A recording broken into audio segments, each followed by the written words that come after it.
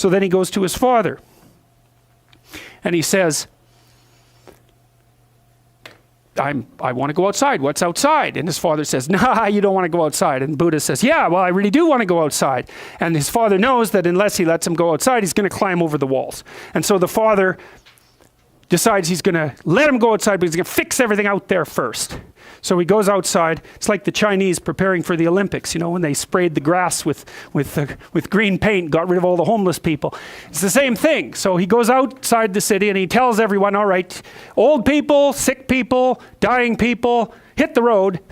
We don't want to see you for a while. Clean all this out. We want the attractive people around the sides of the roads, like waving palm fronds and all of that. And so when my son comes out, he's going to see nothing but what's good. And so he gets that all arranged and he lets his son go outside. Now, his son goes outside in this little chariot thing and he has someone with him. Now, unbeknownst to his father, that person that's with him is an emissary of the gods. And so in a perverse way, he plays the same role as the serpent in the story of Adam and Eve. And the gods have already arranged so that the father's care is going to be insufficient. And it's the snake in the garden idea. It's like no matter how much care you take to make things perfect, some of what you're excluding is going to come back in. So anyways, Buddha goes outside and he's in his chariot, and preparations were made to gild his chosen route, to cover the adventurer's path with flowers, and to display for his admiration and preoccupation the fairest women of the kingdom. The prince set out with full retinue in the shielded comfort of a chaperoned chariot and delighted in the panorama previously prepared for him. The gods, however, decided to disrupt these most carefully laid plans and sent an aged man to hobble in full view alongside the road. The prince's fascinated gaze fell upon the ancient interloper. Compelled by curiosity, he asked his attendant, "What is that creature stumbling, shabby, bent and broken beside my retinue?" And the attendant answered, "That is a man like other men, who was born an infant, became a child, a youth, a husband, a father of fathers. He has become old, subject to destruction of his beauty, his will, and the possibilities of life." "Like other men, you say?" hesitantly inquired the prince. "That means this will happen to me?" And the attendant answered, "Inevitably with the passage of time."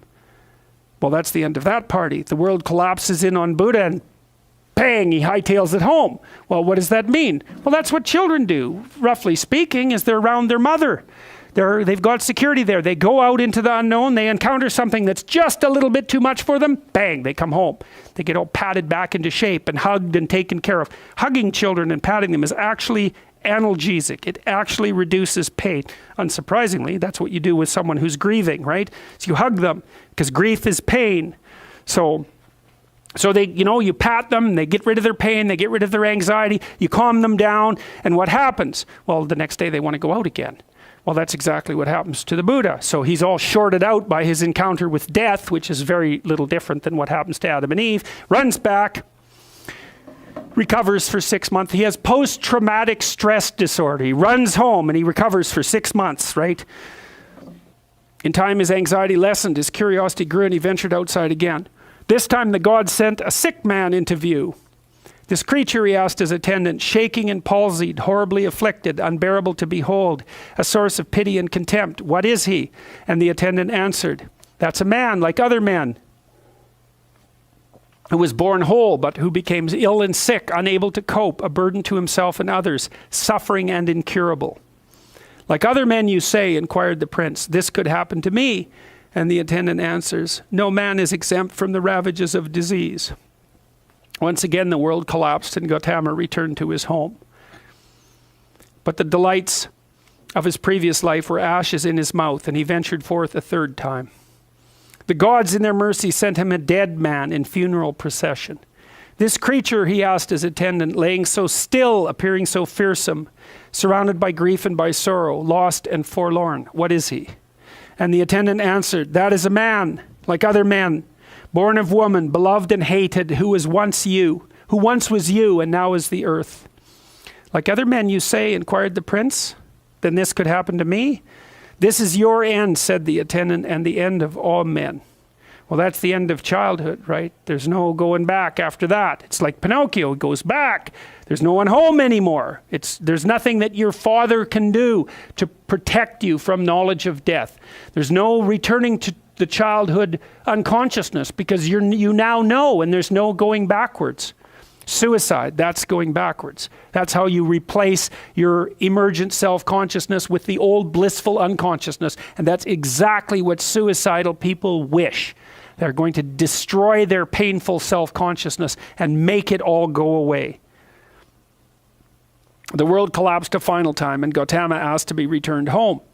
But the attendant had orders from the prince's father and took him instead to a festival of women occurring nearby in a grove in the woods. The prince was met by a beautiful assemblage who offered themselves freely to him without restraint in song, dance, and play in the spirit of sensual love.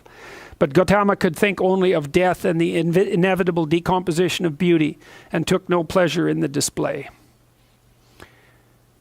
Well, so you see the parallels between one story and the other. They have the same underlying structure. Initial paradise, partly childhood, partly unconsciousness, the emergence of knowledge of mortality into that, and the demolition of the paradise. It's the same meta story that we've been talking about all along. Ordered state, collapse into chaos.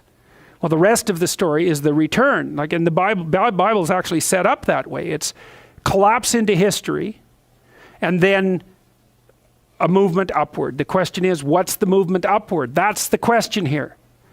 When the collapse is caused by knowledge of mortality and the emergence of self-consciousness and knowledge of death, is there any manner in which redemption can be attained? Or is that the final, does that finally demolish you? Well, that's the question. And it's the answer to that question that entire civilizations constantly pursue. And the question is, well, what is the answer? And part of the answer is identification with the spirit that generates order out of chaos.